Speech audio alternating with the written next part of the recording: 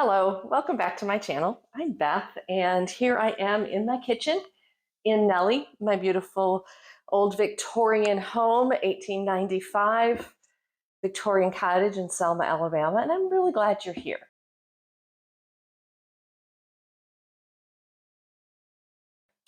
In a recent video, I asked a few of you that watched it, what kind of things that you'd like to see because for a number of reasons, I'm not able to do as many DIY house projects currently as I would like to be doing.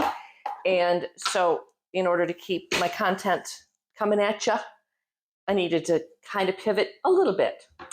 And one of my friends, one of you, asked a little bit about how I budget and how I save money as a single woman living alone.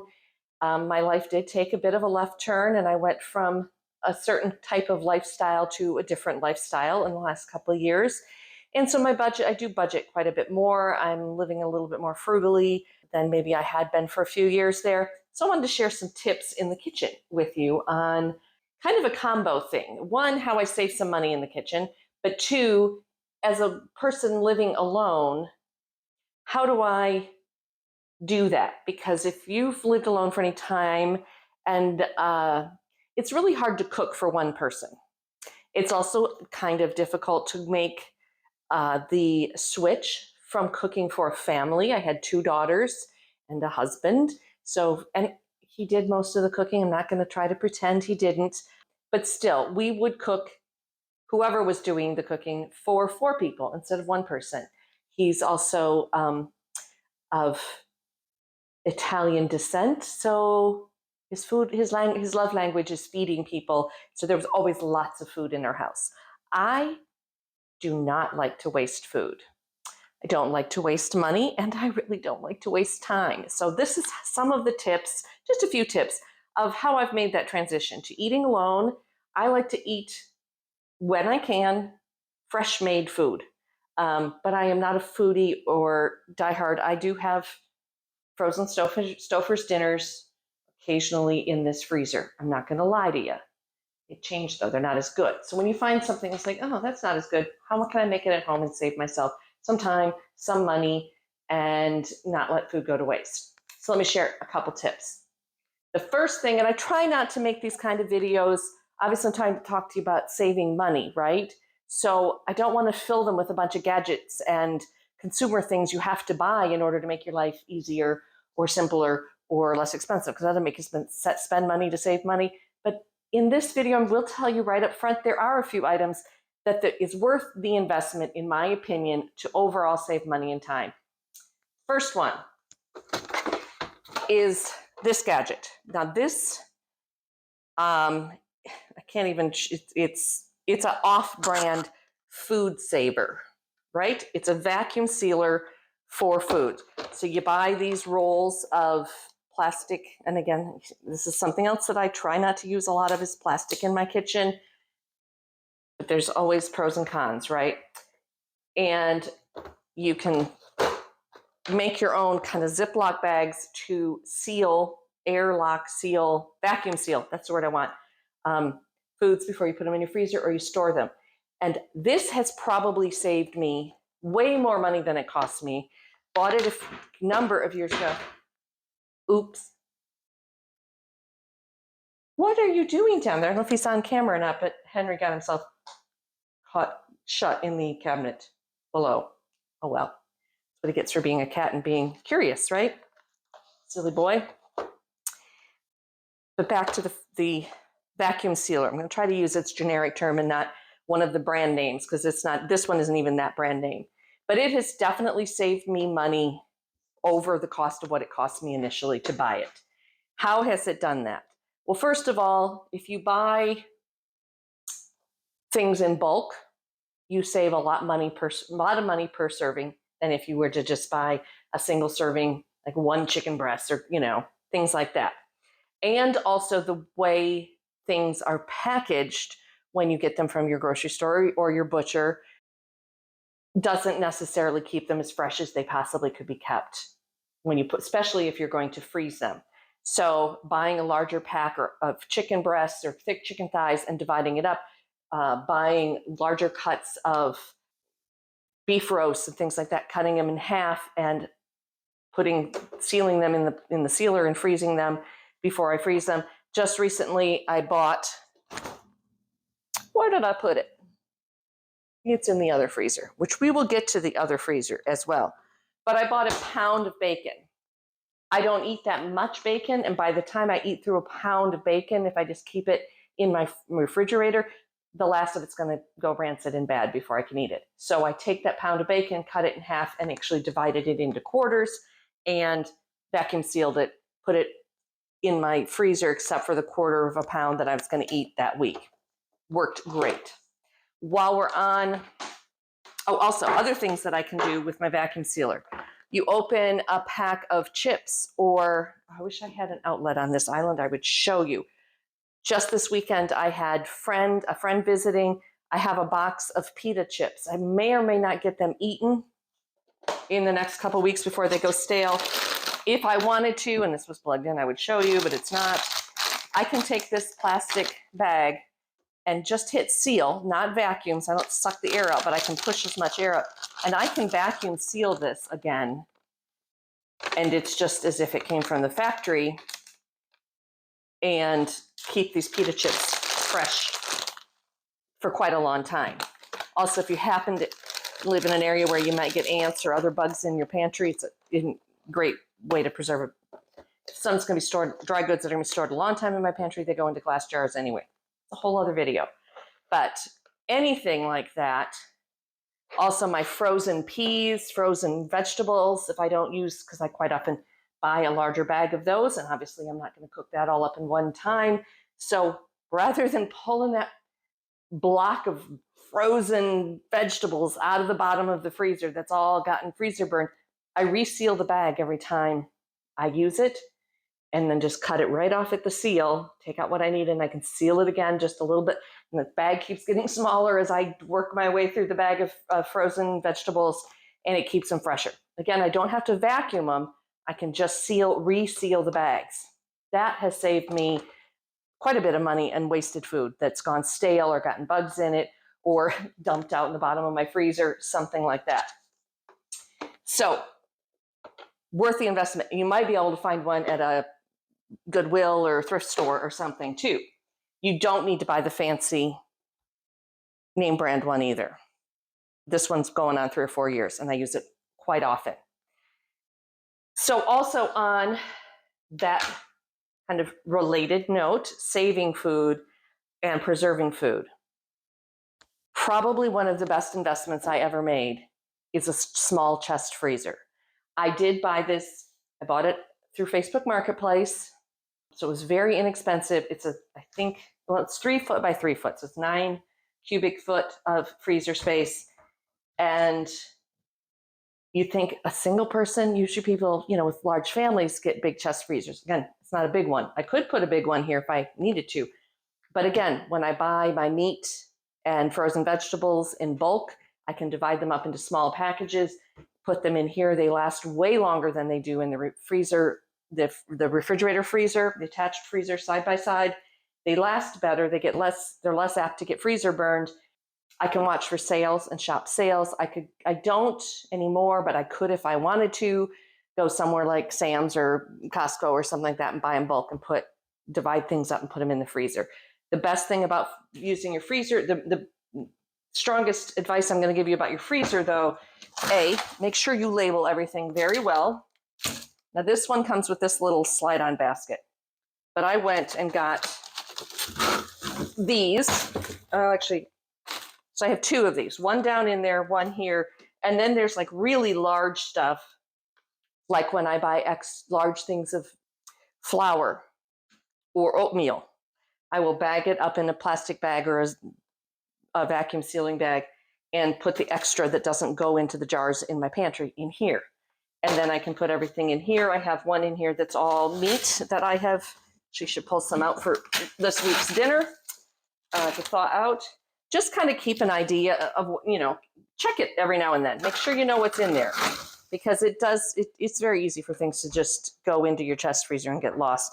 And that's wasting money too. So get in the habit of knowing what's in there. Some people keep them inventory on their freezer. I used to do that when there was more than one person cooking in the kitchen and more than one person buying groceries. Now I don't really need to do that. I know what's in there because I'm the only one that's looking.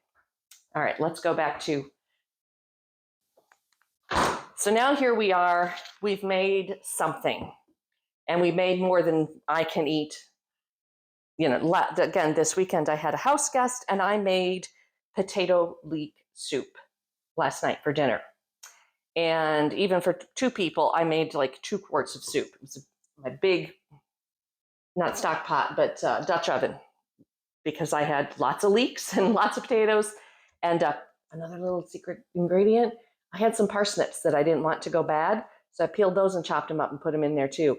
Added a little sweetness. You would never know. They're the same color as the potatoes and the leeks. So when I, made the soup part of it, so there's parsnips in there too. Just a little extra.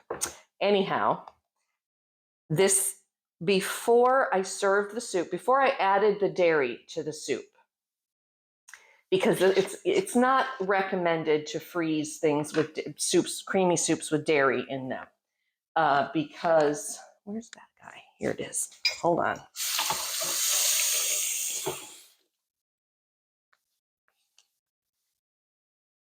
Quite often the dairy will separate, and I don't know. Somebody watching this probably knows why you shouldn't freeze or can. Well, I know why you don't can things with dairy in them. That's a whole different thing. I'm not going to pressure can a quart of soup. But before I added the dairy to the soup that we were eating last night, I took out this quart of the soup that I had made, right? And set it aside in this jar. Then what was left, I added the dairy to, and we ate that last night. There's actually some of that left in my fridge. That's probably going to be tonight's dinner. But so this has no dairy in it. I'm going to try to, I think I made that clear now, right? But I put it in there and I put it in this jar. Get these things. These are just screw-on plastic lids that go on your wide mouth. You can get them for regular mouth mason jars as well.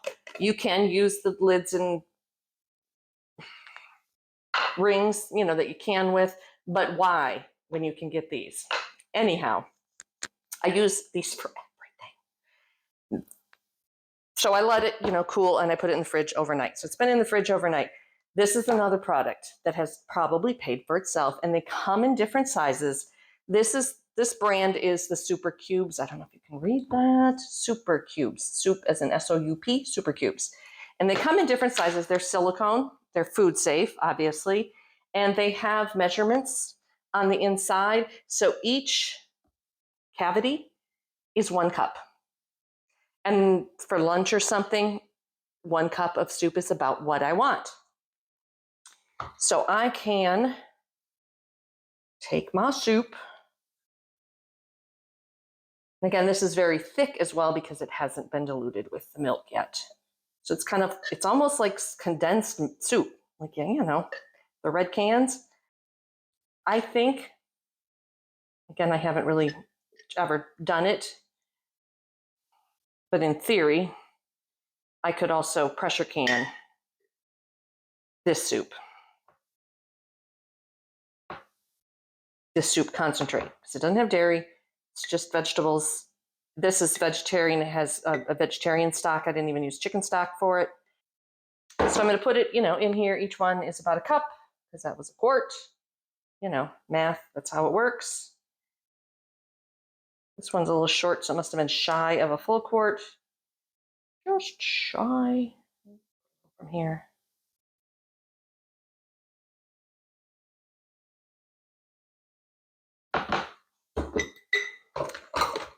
The lids are more rigid. This brand also there's like a metal interior frame in there, so they're nice and sturdy. And that snaps on, so it won't spill. And you stick it in your freezer. I'm going to pull the one out that I had in here from the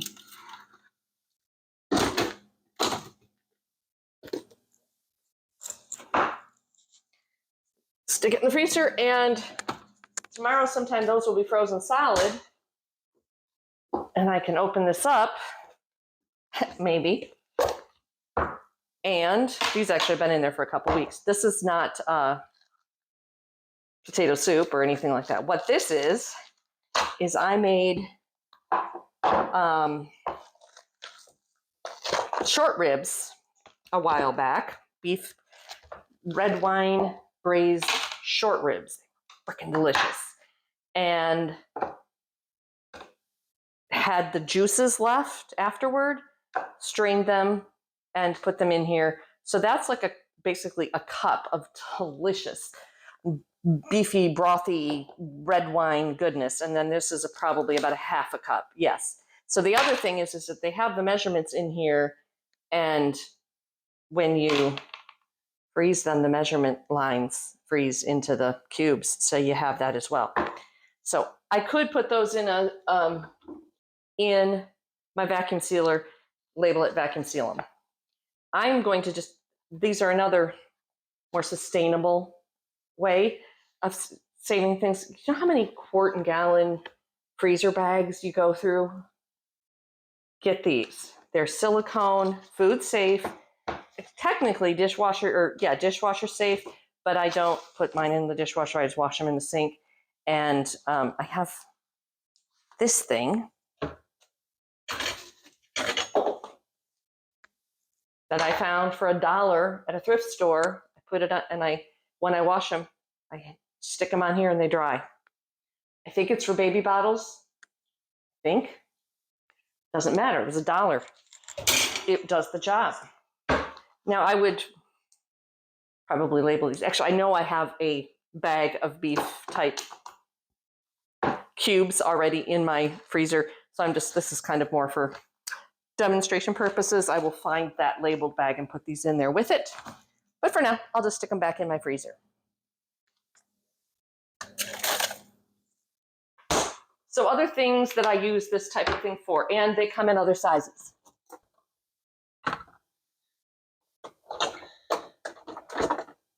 Okay. Hey, you, get off my kitchen counter. Get. You can find these different places, different things. And the cat was just in that cabinet, so you're gonna have to make sure you clean everything before I ever use it. This is my favorite size, the 1 cup size, but you can also get them that have, same size, but they have 8 compartments that are half cup each.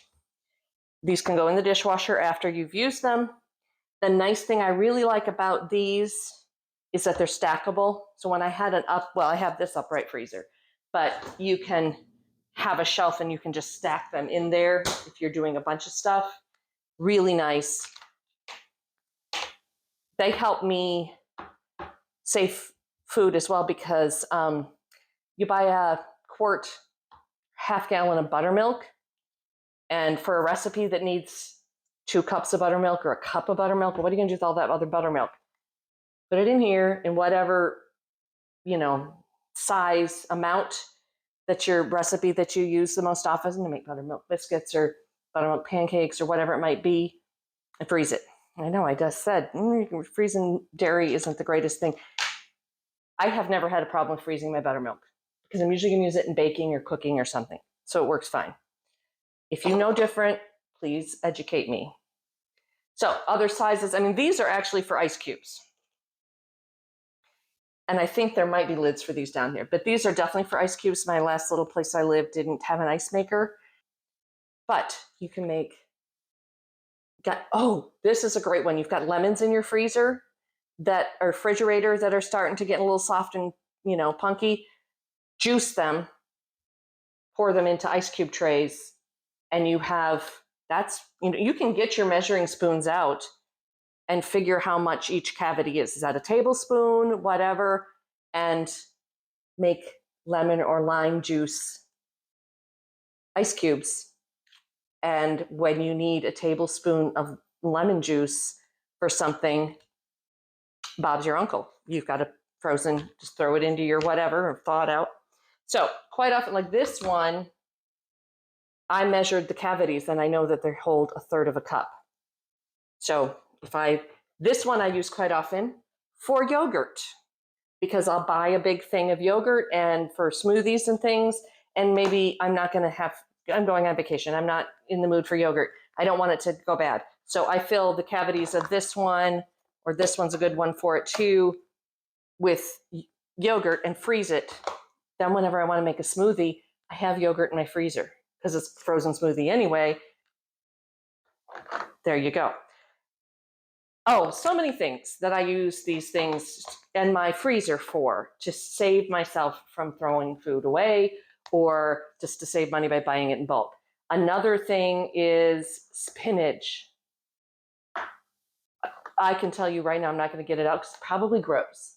Buy a bag of spinach and I make 2 smoothies with it. And by the end of the week, that bag of spinach is slimy and gross in the bottom of my vegetable drawer of my freezer. No matter good intentions, I can never seem to remember there's fresh spinach in there. 2 ways I save fresh spinach, which I did not do the last time I bought fresh spinach. One is with these kind of, sandwich bags, reusable sandwich, washable. That one doesn't look like it got washed very well. We'll put that in the sink and rewash it because that's not pleasant. I will make smoothie packs and I'll just spend half an hour, whatever it might be. I'll get all my frozen vegetables out, my frozen little yogurt cubes, my fresh spinach, anything else that I want to put in there, a bananas, and I just take a baggie. I put a half a banana or a banana in it, a handful of spinach, a cube, one of these probably size cubes, so 1/4 cup, 1/3 of a cup frozen yogurt. When I say frozen yogurt, I don't mean the ice creamy frozen yogurt, but just literally yogurt frozen into cubes. And however, strawberries, blueberries, mangoes, pineapple, whatever mixed frozen fruit I have. And then I put them in a little box and I put them in my freezer. And when I want to make a smoothie, I pull one out, dump it in my Vitamix, a little water, a little orange juice, a little cocktail juice, cranberry juice, whatever, grape juice, whatever I happen to have to give it some liquid, whiz it up and I have a smoothie in no time. Don't have to think about it. Don't have to make a mess. Just dump it and go, good to go. It's time savers also. Again, time is money quite often. Also, if you're like me, you're like, oh, I get all that stuff out to make a smoothie, and then for some reason you just don't make the smoothie. If it's literally throw it in the blender, throw a little water on it, and be good to go, you're going to make a smoothie. It's going to be much more likely to make a smoothie or make something healthy. But if I am not in the mood to do even that, and I have spinach that I know it's going to go bad, I will just put the spinach in my Vitamix or my blender, your NutriBullet, whatever you have, doesn't matter. A little bit of water and make a green slurry. And again, pour it into these cubes and freeze the cubes. And then I have frozen spinach. A friend of mine says, well, when she gets a bag of spinach, if she's not going to eat it, she just seals the bag into a freezer bag or whatever and puts it in her freezer because then she'll just use it for cooking for soups and stuff. Like, oh, that's brilliant. Anyway, your freezer can save you so much money and time. People are like, oh, I don't have a dehydrator, or I don't have a freeze dryer, or I don't know how to can, or pressure canning scares me because I think I'm going to blow the house up or take my eyebrows off, or, something, or I have kids, I don't have time to heat the kitchen up, and, all the things. I get it. These things can save you time in the long run and definitely save you money. So, I think that's enough for today. Meal planning is another one, which I'm not very good at, so I don't know why I'm going to give people advice on it, but hey, I'll share with you what I have learned. Like I said, all the years of my marriage and raising children, I didn't do the majority of the family cooking. So I wasn't this typical stay-at-home mom that spent a lot of her time meal planning and menu planning. Just wasn't one of my jobs. Just what it is, the way the breakdown of labor in our marriage that was not one of my jobs. So I am learning, and this old dog can learn new tricks. So maybe I can share some of my tricks with you in a later video. But thanks for watching. I really appreciate it. And hopefully my hand will be back fully operational sooner than possible, if it's possible, as soon as possible. That's what I was trying to say. And I'll be able to use power tools again, because I miss making stuff instead of a mess in my kitchen. Have a great one. Thanks.